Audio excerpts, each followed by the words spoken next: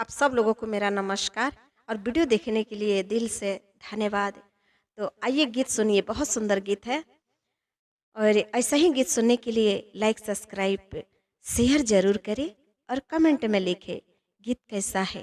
तो आइए सुनिए।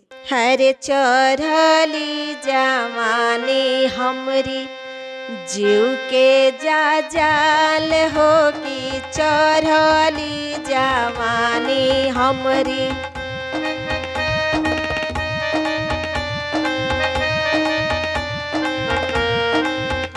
चढ़ली जवानी हमारा रहिया में गईनी हो, रहिया में गईनी हो। अरे रहिया के छैला बोले, अरे रहिया के छैला बोले साली हमार हो कि रहिया के छैला बोले साली हमार हो कि रहिया के छैला बोले।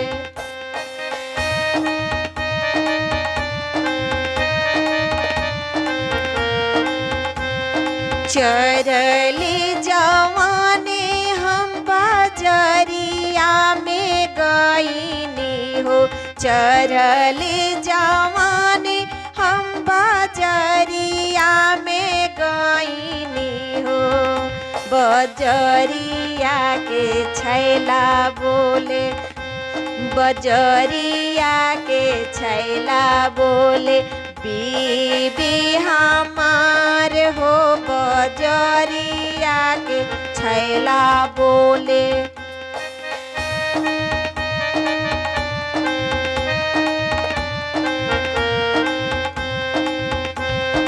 जीव के जाल हो कि चढ़ली जवानी हमरी, जीव के जाल हो कि चढ़ली जवानी हमरी।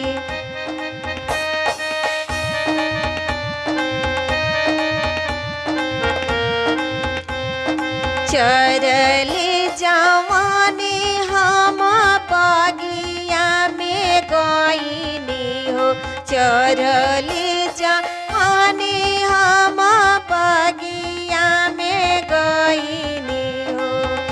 अरे बगिया के माली बोले, देखी लोग, अरे बगिया के माली बोले लवर हमार हो कि बगिया के माली बोले।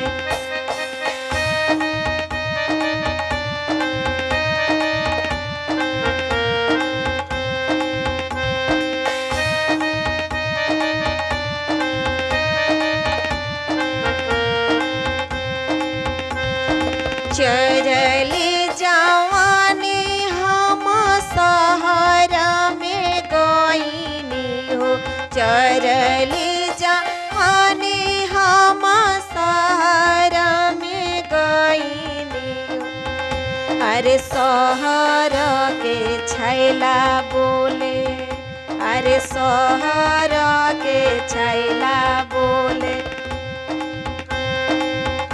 अरे बीबी हमार हो कि शहर के छैला बोले बीबी हमार हो कि चढ़ली जवानी हमरी। जीव